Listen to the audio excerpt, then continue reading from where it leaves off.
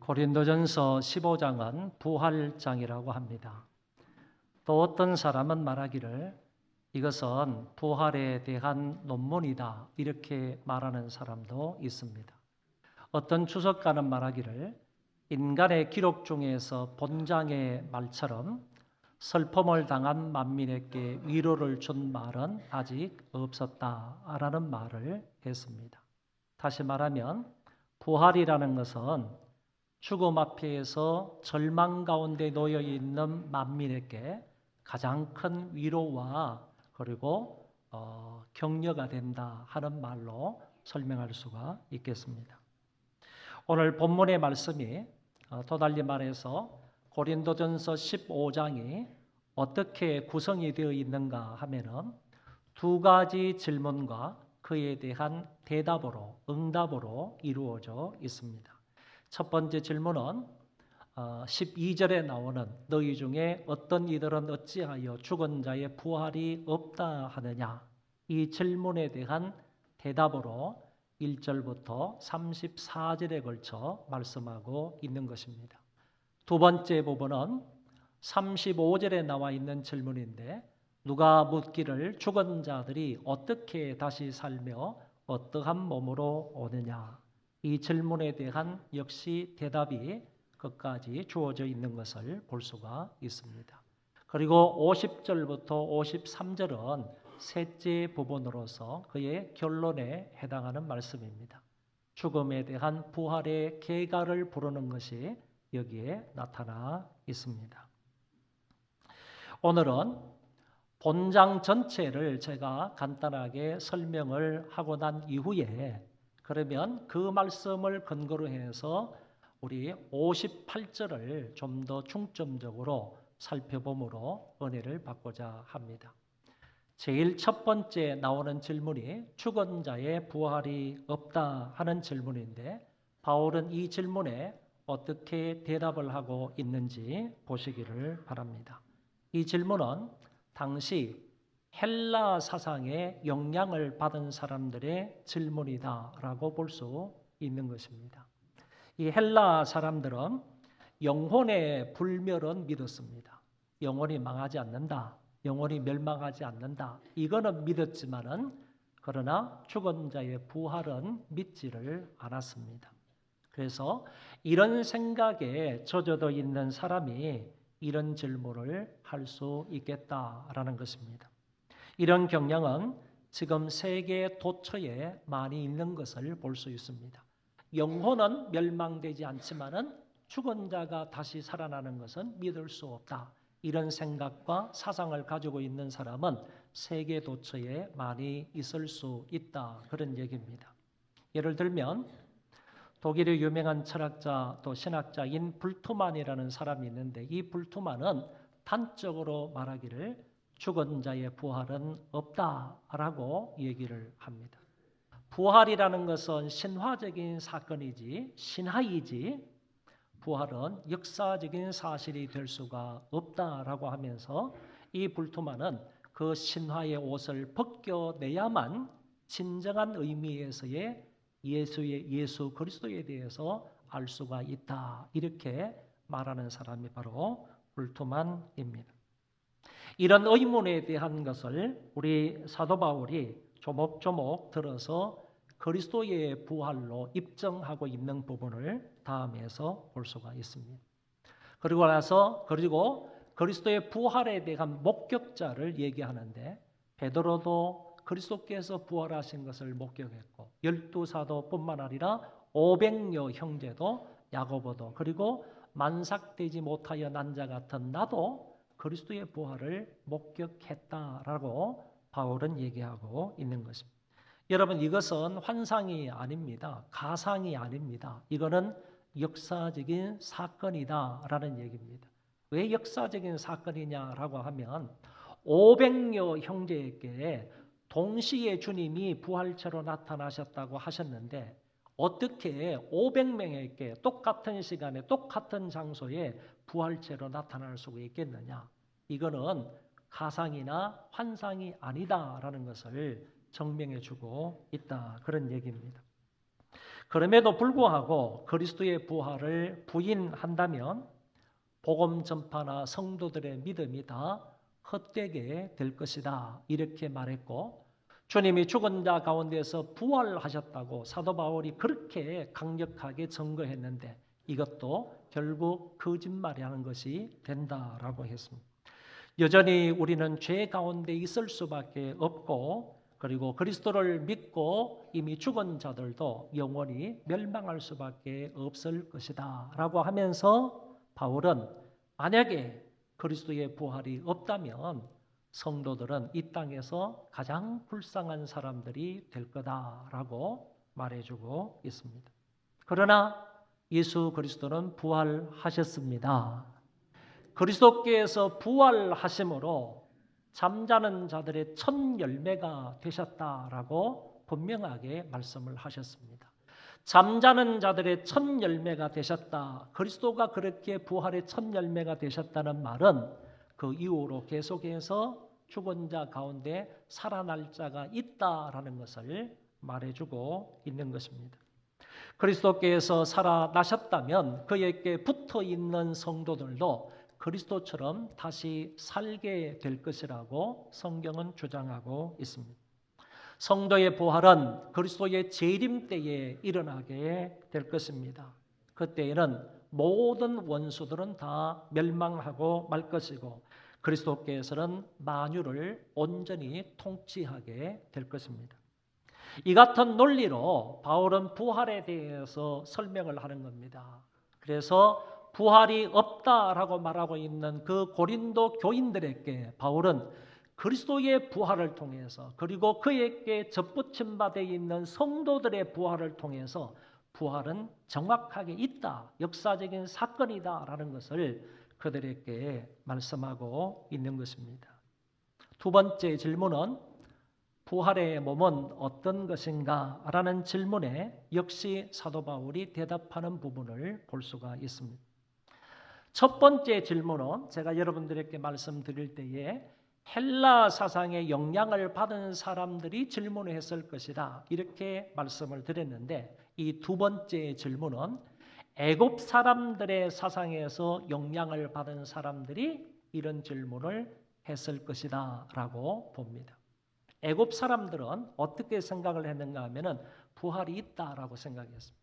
헬라 사람들은 영혼은 불멸하지만은 부활은 없다라고 주장을 하지만은 애굽 사람들은 부활은 있다라고 주장하는데 그 부활은 어떤 부활이냐라고 말할 때 현재의 상태 그대로 부활한다라고 생각하고 믿었다는 얘기입니다. 달리 말하면 내가 지금 바로 왕입니다. 바로 왕이 죽었습니다. 그러면 다시 부활해도 바로 왕으로 부활을 한다는 거예요. 그러면 노예나 아니면 다른 어떤 시중도는 사람도 그 상태에서 죽으면 결국에는 부활을 해도 노예로 다시 부활하는 거고 또 시중도는 사람으로 부활을 한다. 이렇게 생각을 했다는 겁니다. 또 달리 말하면 젊어서 내가 죽었으면 나중에 부활할 때도 젊어서 부활한다는 얘기고 늙어서 죽었다. 나중에 부활할 때는 늙은 몸으로 다시 부활을 한다. 이렇게 생각을 하고 믿었던 사람들이 애굽 사람들인데 그 애굽 사람들의 영향을 받은 고린도 교인들이 몸의 부활은 어떤 것인가라고 질문을 했을 가능성이 있다. 그런 얘기입니다. 이집트에 가면요 피라미드가 한 개 있는 게 아니라 피라미드가 여러 개 있습니다. 그리고 거기에 가면 카이로 박물관이 있는데 저는 이 피라미드하고 그리고 카이로 박물관을 한번 가봤습니다. 피라미드 속으로 쭉 들어가면요 한 사람 왕의 무덤입니다. 그렇게 엄청나게 만들어 놓은 그 피라미드는 왕의 무덤이에요. 한 사람의 무덤이라고요. 그런데 놀라운 것은 왕의 무덤이 있으면요 그 옆에는 신하들의 무덤도 있다는 거예요. 신하들이 거기에서 죽은 그런 현장도 있다는 겁니다. 그리고 시녀들의 죽음도 있습니다. 신녀들의 시체도 있는 곳이 있다는 얘기입니다. 그리고 그 옆에 가면 뭐가 있느냐 하면은 돌 항아리 여러 개가 있습니다. 이곳에 무엇을 담아두었냐 하면은 곡식을 담아둡니다. 곡식을. 애굽 사람들의 생각은 어떤 생각이냐 하면은 이 사람들이 왕이 죽었습니다. 그러면 그 신하하고 시녀들도 같이 생매장을 시키는 거예요. 산 사람을 그 옆에서 그냥 매장시키는 거예요. 그리고 그 옆에다가 돌 항아리에다가 곡식들을 가득가득 채워두는 겁니다. 이 사람들이 다 죽었잖아요. 부활하게 되면 왕은 왕으로서 부활한다고 그랬잖아요. 종은 종으로서, 신하는 신하대로서, 시녀는 시녀대로 부활하는 거예요. 그러면 부활하게 되면, 왕이 부활하게 되면 다른 사람들은 다 부활할 거 아니에요? 그러면 이 피라미드에서 왕궁까지 가는 데는 거리가 멀어요. 그러니까 왕이 부활을 하고 시녀들, 하인들로부터 시중을 받으면서 여기에서 이제 부활했으니까 왕궁까지 가야 되는데 가다가 배고플 거라 그런 얘기지. 배고프니까 여기에 담아두었던 곡식으로 밥을 지어 먹어서 왕이 배고프지 않게 여기에서부터 왕궁까지 가도록 이렇게 만들어 놓았다 하는 그런 해석을 들은 적이 있습니다. 여러분, 이런 생각을 가지면요, 애굽 사람들은 부활에 대해서 어떤 생각을 가졌느냐라는 것을 우리가 알 수가 있으리라 생각합니다. 이처럼 애굽 사람들은 사람이 죽으면요 다시 살아나는데 현재의 그 상태로 다시 부활한다, 살아난다 이렇게 생각을 했다는 것입니다. 그래서 이 사람들이 이렇게 묻는 거예요. 어떻게 묻느냐 하면은 묻기를 죽은 자들이 어떻게 다시 살아나며 어떠한 몸으로 다시 오느냐라는 것을 질문하는 겁니다. 죽은 자들이 어떻게 다시 살아나며 여기에 대한 것은 썩은 육체가, 죽어서 썩은 육체가 어떻게 다시 살아나느냐 하는 이 부분에 대해서 바울은 설명하기를 썩지 아니하고 어떻게 다시 살아날 수 있느냐라고 반문함으로 대답을 한다는 거예요. 사람이 죽으면 그 육체가 썩지 않습니까? 그 썩는데 어떻게 다시 살아날 수가 있느냐라는 그 질문 앞에 바울은 대답하기를 아니 죽지 아니하고 어떻게 다시 살아나느냐 얘기지. 죽어야 살아나는 것 아니냐 얘기지. 그거를 파종하는 씨를 비유로 들어서 설명을 했다 그런 얘기입니다. 어떤 종자를 땅에 심으면 그 종자는 형체가 없어지면서 썩어서 없어지는 것 아니냐 얘기. 썩어서 없어져야만 그 가운데에서 싹이 나고 열매를 맺는 그런 나물이나 나무가 되지 않느냐 이런 얘기지. 그러면서 바울은 파종한 씨를 예를 들면서 하는 얘기가 이것 봐라. 썩어야지 거기에서 다시 살아나는 것이 있지 않느냐. 이것처럼 우리의 육체도 썩기는 썩는데 그것이 그냥 육신의 몸이 그냥 죽어서 없어지기는 없어지는데 거기에서 새로운 것이 다시 난다 이런 얘기. 새로운 몸이 다시 태어난다는 거예요. 신령한 몸으로 다시 거듭난다는 것이요. 이런 얘기를 바울이 여기에서 설명을 한다는 겁니다. 마치 예수님께서 한 알의 밀이 땅에 떨어져 죽지 아니하면 한 알 그대로 있고 그러나 이것이 죽으면 많은 열매를 맺는다고 하시는 말씀과 방불한 것이다 라고 말할 수 있습니다. 바울은 씨앗을 비유로 해서요 죽은 육체가 어떻게 사느냐에 관해서 이렇게 답을 하고 있더라는 것입니다. 그리고 이어서요 어떤 몸으로 오느냐 하는 이 질문에 설명을 합니다. 세상에는요 많은 몸의 종류가 있어요. 몸의 종류가 세상에는 많다는 얘기입니다. 설명을 들어보면 사람의 육체도 있고요 짐승의 육체도 있고 사람의 육체와 짐승의 육체는 다른 거죠. 그리고 새의 육체도 있고 물고기의 육체도 있어요. 하늘에 있는 천체들의 형체도 각각 다 다르다. 바울이 이것을 설명하면서 이것을 근거로 해서 부활체가 어떠한 몸이 될 것인지를 설명하는 거예요. 잘 들어보시기를 바랍니다. 우리는 지금은 썩을 육체잖아요. 욕된 것이라고 했습니다. 악한 것이라 했습니다. 이거를 가리켜서 한마디로 육의 몸이다 이렇게 말했습니다. 육의 몸이 죽게 되면요 어떻게 부활하느냐, 어떤 몸으로 부활을 하느냐라는 것을 말해주고 있는데 그거는 영광된 것으로 부활한다는 거예요. 그리고 강한 것으로 부활한다는 거예요. 그리고 신령한 몸으로 부활한다는 거예요. 이걸 바울이 얘기를 했다는 거예요. 씹는 거하고요 들어가서 죽는 거하고 다시 살아나는 거하고는 형체가 완전히 다른 거예요. 다른 거예요. 사람의 육체라 할지라도요, 내가 이 썩을 욕된 거, 악한 거, 육의 몸이 내가 죽는다 할지라도요, 그 가운데에서 주님이 오실 때 그 몸이 부활할 때는요, 완전히 변화가 된 다른 몸으로, 신령한 몸으로 다시 살아난다는 얘기, 다시 부활한다는 얘기입니다. 그거를 바울이 여기에서 이렇게 얘기를 했습니다. 심을 때 그거하고요, 살아날 때 그거하고는 형체가 완전히 다른 것처럼요, 우리의 몸이 죽을 때하고 다시 살아날 때 그 몸하고는 완전히 다르다는 거예요.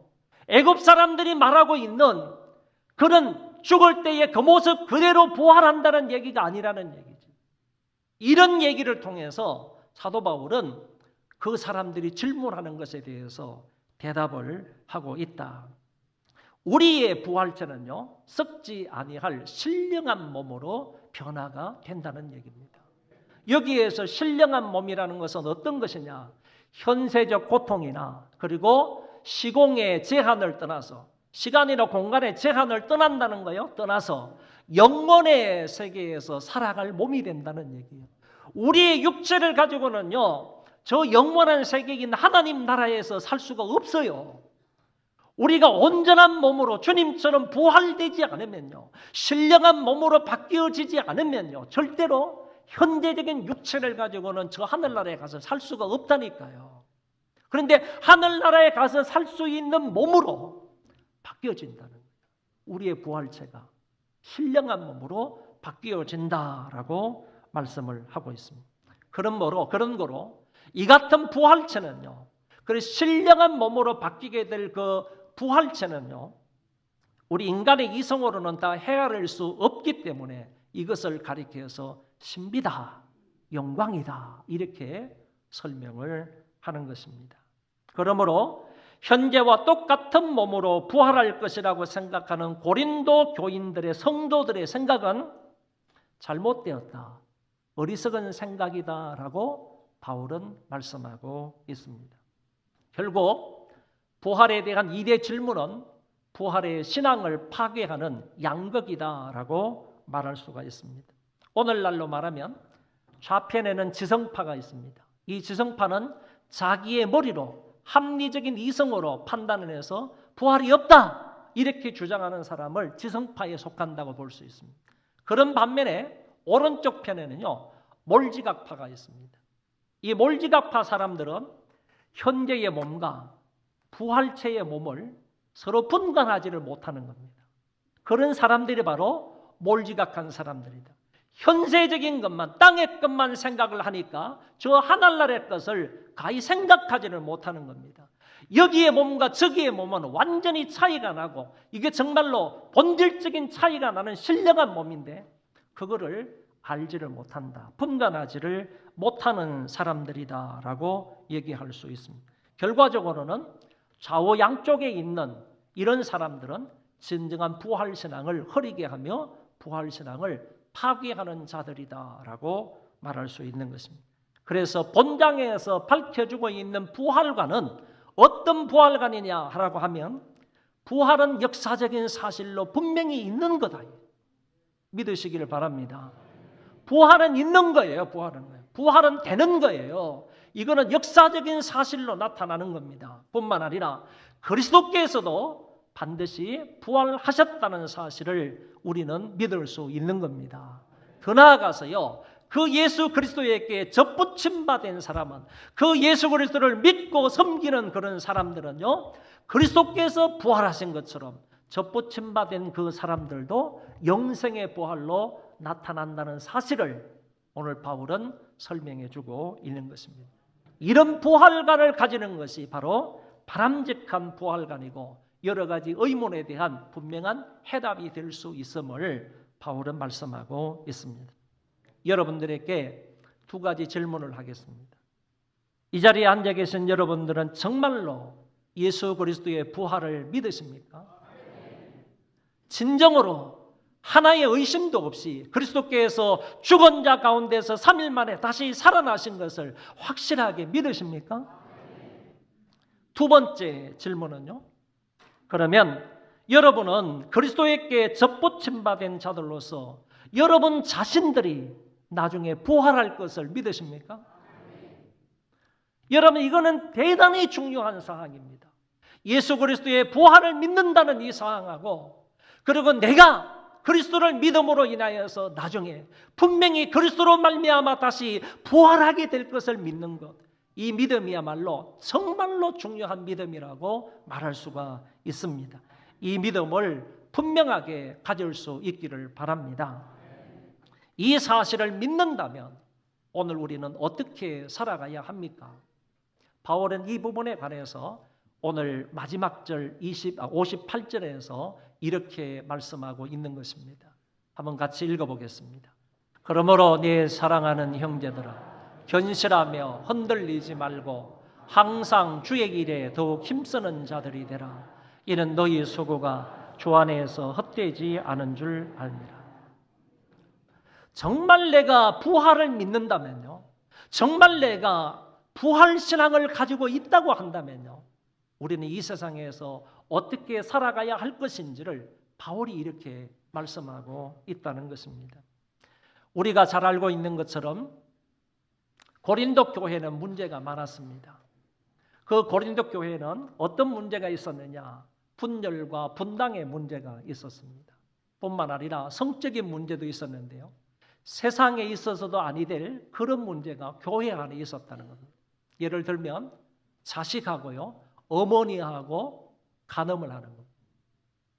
자기 어머니는 물론 이렇게 본 어머니가 아니고 이제 두 번째 어머니라고 할 수 있는 그런 분하고의 간음인데, 이런 문제가, 이런 성적인 문제가 고린도 교회 안에 있었다, 그런 얘기입니다.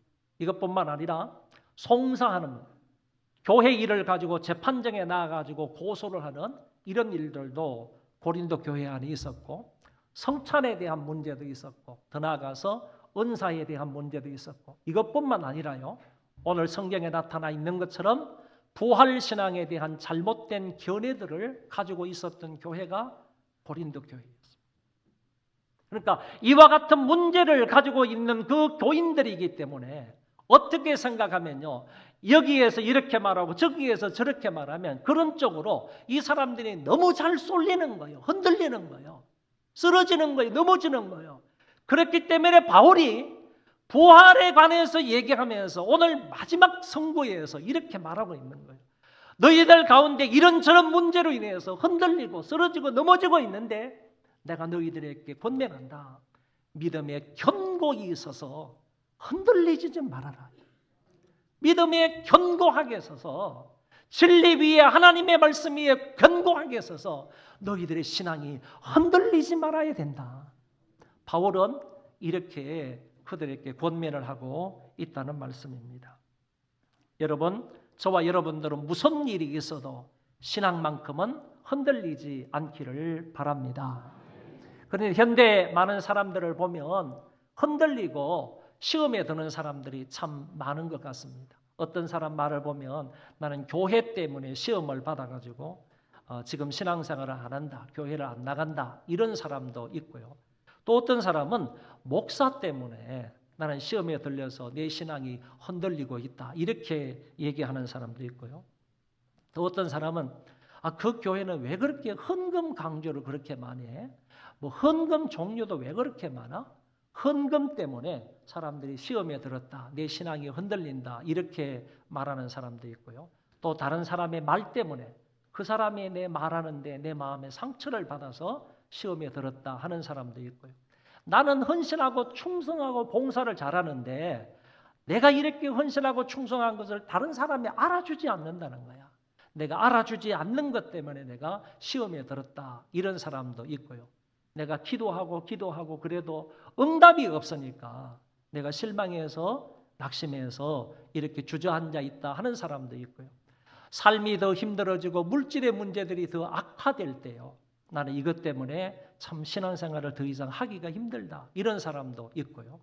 최선을 다하는데, 나는 정말 헌신하고 최선을 다하는데 그 모든 공로를 다른 사람이 다 차지하는 거예요. 나는 속된 말로요, 이렇게 막 그냥 쇠가 빠지게 일을 하는데, 봉사하는데 왜 그 공로는 저 사람이 다 차지하냐 이거지. 이런 것 때문에 또 시험에 든 사람 없지 않아 있습니다. 상대방에 대한 신뢰가 떨어지니까 저 사람을 정말로 믿고 저 목사, 저 장로, 저 사람을 정말로 믿고 따랐는데 저 사람에 대한 신뢰가 깨지니까 그것으로 인해서 믿음이 흔들리는 그런 사람도 없지 않아 있다는 것입니다. 여러분, 믿음이 흔들리는 것은요, 그 배후에 마귀가 있기 때문에. 그 배후에 마귀가요, 이렇게 조종을 한단 말이죠. 마귀가 조종을 하는데요, 그 사람 입에서 감사가 없게 만드는 겁니다. 원망 불평하게 만드는 겁니다. 그래서 이런 일이 생기게 되면요, 반드시 내 뒤에서, 배후에서 마귀가 조종을 하고 있구나, 내 믿음을 지금 흔들려고 하고 있구나, 이런 생각을 가지는 것이 좋을 겁니다. 마귀는 성도들을, 목사님을, 교회를 원망하게 만듭니다.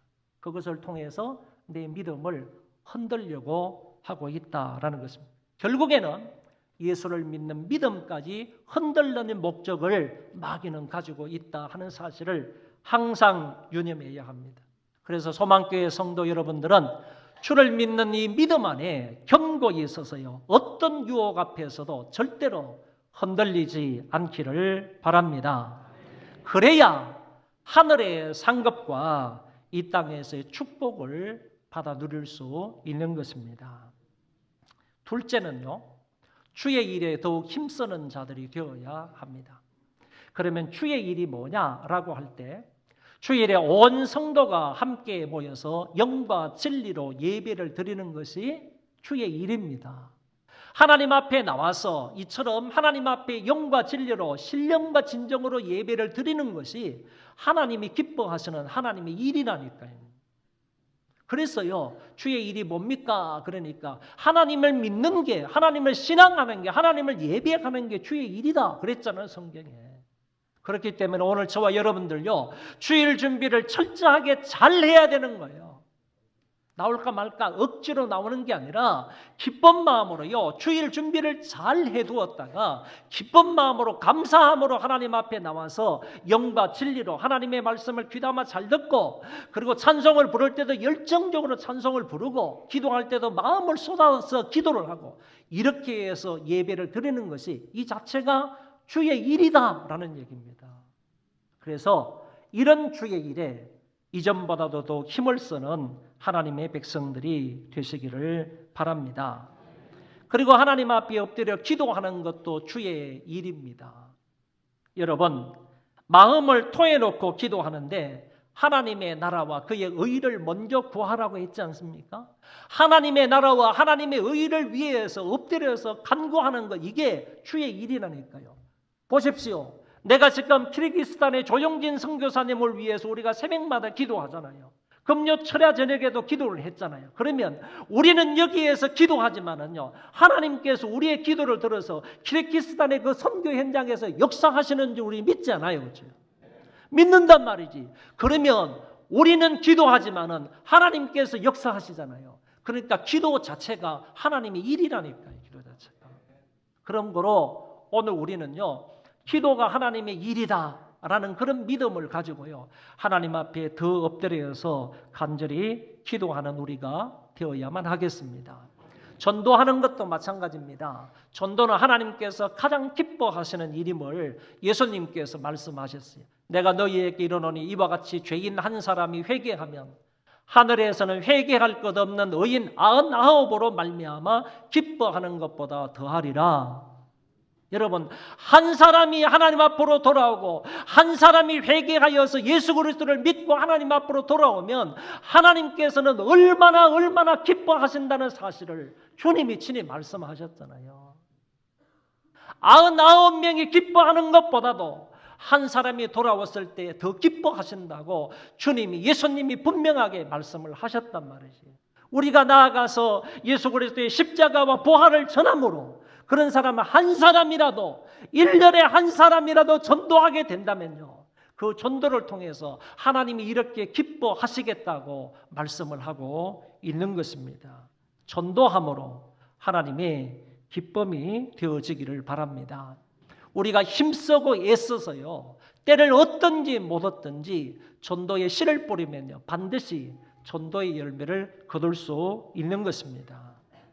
그리고 또한 봉사하고 구제하는 일도 주의 일임을 믿으시기를 바랍니다.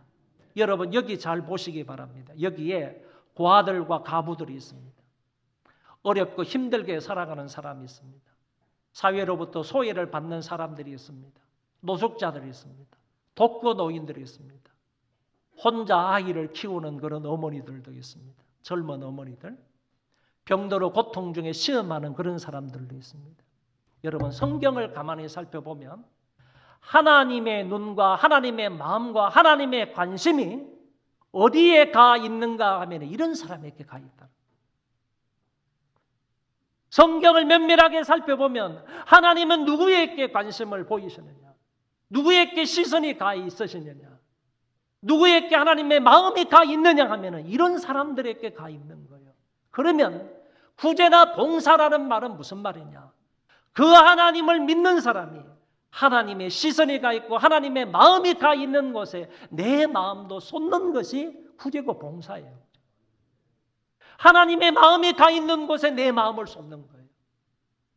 하나님의 마음이 가 있는 곳에요, 내 손길을 보태는 거예요. 그들을 섬기는 거예요.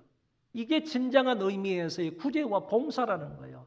그렇기 때문에 구제와 봉사는 하나님의 일이다라고 말씀할 수 있는 것입니다. 제가 지난 목요일에요, 핸드폰을 통해서 사진 한 장을 받았어요. 그래서 그 밑에다가 이 사진을 설명해 놓은 그런 짤막한 글이 하나 있었습니다. 우리가 자매 결혼으로 섬기고 있는 오이도의 샘물교회의 그 석종호 목사님이 저한테 보내주신 그런 사진이고 메시지였습니다. 그 사진에 쭉 보니까요, 그 샘물교회의 지체부자유자들 한 10여 명이요, 초대를 받아가지고 거기에서 맛있는 것을 대접받았다고 너무너무 감사하다고 하는 그런 글이 적혀져 있습니다. 얼마 전에 우리 김평돈 손원민 집사님이 오가다 카페를 요 근방에다가 개업을 했습니다. 이 오가다 카페를 개업을 했는데 여기 우리 두 분 집사님이 그 지체 부자유자들을 자기 가게로 초청을 한 거예요. 10여 명을 초청을 해가지고 자기 그 카페에서 만들 수 있는 모든 것을 정말 정성스럽게 만들어가지고 그 지체 부자유자들을 섬긴 거예요. 그리고 같이 교제한 거예요. 그 사진이 저한테 보내졌습니다. 그래서 제가 그걸 읽어보는데 가슴이 뭉클하다고, 아주 감동스러운 이야기로 전해졌습니다. 이뿐만 아니라요, 우리 여기 앉아 계시는 우리 한동원 장로님은 지금 오이도에서 사라굴밥집 식당을 운영을 하시는데요, 한 달에 한 번씩 이 샘물교회 지체들을 다 초청을 해가지고 한 달에 한 번씩 식사 제공을 한다는 거예요. 그 사람들이 식당에 들어오게 되면요, 여러 가지로 불편한 점이 많이 있을 수, 다른 사람들에게 조금 방해가 될 수도 있을 겁니다. 그런데 그럼에도 불구하고 한 달에 한 번씩 이 사람들을 모셔다가 맛있는 음식을 제공을 한다고 하는데 이게 벌써 몇 년이 됐어요. 몇 년. 한 달도 빠지지 아니하고 한 장로님은 그들을 정성스럽게 섬기고 있다는 말씀을 들었습니다.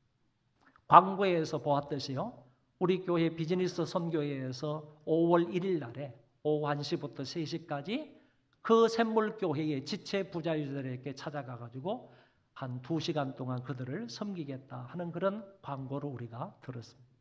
자, 이런 이야기들을 들으면요, 우리 가슴이 훈훈하고 가슴이 좀 따뜻해지는 것을 느끼지 않습니까? 이게 바로 주의 일이라는 거예요. 주의 일. 하나님의 마음과 관심과 시선이 가 있는 그곳에요, 우리의 시선도 가기를 원하고 우리의 손과 발이 가기를 원하는 거예요. 가서 그들을 섬기고 사랑하고 그들을 위로하고 격려해 주는 것. 이 구제와 봉사가 바로 그런 일이다, 하나님의 일이다라는 것을 말씀드릴 수 있습니다. 교회에서 교사 일을 하고 찬양대원, 차량 봉사, 식당 봉사, 새가족 부원들의 일, 이건 역시 하나님의 귀한 일이고요. 뿐만 아니라 우리 장로님들이 매주일마다 신방 가고 그리고 교회를 치리하는 것, 이것도 빼놓을 수 없는 귀한 하나님의 일이라는 것입니다. 사랑하는 소망교회 성도 여러분, 항상 주의 일에 더욱더 힘쓰는 자들이 되시기를 바랍니다. 여기에서 한번 따라하겠어요. 항상, 더욱더. 이 말이 중요한데, 항상이라는 말 속에는요, 했다 안 했다 하지 말고 항상 힘써라 라는 그런 의미가 들어있고요. 더욱이라는 말은요, 이전보다 과거에 내가 이런 일을 하고 이런 일을 열심히 했는데 그것보다도 이제 지금 더욱더 많이 힘써라 하는 의미를 가지고 있는 것입니다. 제가 어떤 분에게 이런 얘기를 했습니다. 집사님, 이제 저희 교회에 등록한 지도 좀 오래됐으니까 주의 일 좀 하시지요. 교회 일 좀 하시지요. 하나님의 일 좀 하시지요. 그랬더니 이 집사님께서 대답하시기를, 목사님, 저는 이전 교회에서요, 주일학교 교사도 했고요, 찬양대원도 했고요, 구역에서 구역장 일도 했고요, 여선교회 회장도 했습니다. 그런데 너무너무 힘들어서요, 이제 좀 쉬려고 왔습니다. 그 말을 가만히 들어보니까요, 우리 교회는 쉬려고 등록하나? 이전 교회에서 너무너무 수고를 많이 해가지고 일을 많이 해가지고 너무 힘들어서 이제는 우리 교회에 좀 쉬려고 왔다는 거예요. 쉬려고. 그런데 여러분, 오늘 성경에서는 뭐라고 말씀하십니까? 주의 일에는 항상 힘써야 된다. 그리고 이전보다 더욱더 힘써야 된다. 이렇게 말씀하고 있습니다. 예수님께서 요한계시록에서 죽도록 충성하라 이런 말씀을 하셨는데, 죽도록 충성하라 이 말은요, 죽을 때까지 충성하라, 그리고 죽을 힘을 다해서 충성하라, 그 말이에요. 예수님이 이 말씀을 하셨다고. 이 말씀 앞에 서게 되면 우리는 항상 힘써야 되겠다, 그리고 이전보다도 더욱더 힘써야 되겠다 하는 그런 마음이 생기게 됩니다.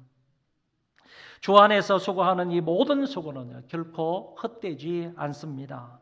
반드시 좋은 결과가 주어진다는 말씀이고 하나님이 거기에 따라서 보상해 주신다는 말씀입니다. 오늘 말씀의 결론입니다. 유혹과 환난 앞에서도요, 여러분 믿음 잃지 않고 영과 진리로 예배를 드림으로 하나님이 주시는 은혜와 사랑을 누리실 수 있기를 바랍니다. 새벽과 저녁으로 모여서 기도하기를 더욱더 힘쓴다면요, 기도 응답의 결과를 하나님이 반드시 주실 것입니다. 주어진 여건 속에서도요, 최선을 다해서 전도한다면 하나님이 전도의 열매와 하늘의 상급을 주실 줄 믿습니다. 봉사하고 구제하면요, 더 많이 그 일을 할 수 있도록 하나님께서 건강을 주시고 물질의 복을 주실 줄 믿습니다. 이처럼 주 안에서 수고하는 것은 결코 헛된 일이 없다 하는 사실을 믿으시기를 바랍니다. 고린도전서 3장에는 만일 누구든지 그 위에 세운 공력이 또는 공적이 그대로 있으면 상을 받고 그랬습니다. 공적이 그대로 있으면, 공로가 있으면 그 공로대로 상을 받는다, 이렇게 말씀을 하셨고, 더 나아가서 보라 내가 속히 오리니 내가 줄 상이 내게 있어. 예수님께서 상을 가지고 속히 오신대요. 당신께서 줄 상이 있답니다. 있는데 각 사람에게 그가 일한 대로 갚아주리라고 했어요. 그가 일한 대로, 주의 일을 위해서 수고한 대로 주님께서 갚아주시겠다고 분명하게 말씀하셨습니다. 예수 그리스도의 부활을 믿는 소망교회 성도 여러분들은 어떤 어려움과 환난이 오더라도 흔들리지 말고 항상 주의 일에 더욱 힘쓰는 자들이 되므로 하나님 앞에 상 받는 자들이 다 되시기를 주의 이름으로 축원합니다. 축원합니다. 기도하겠습니다.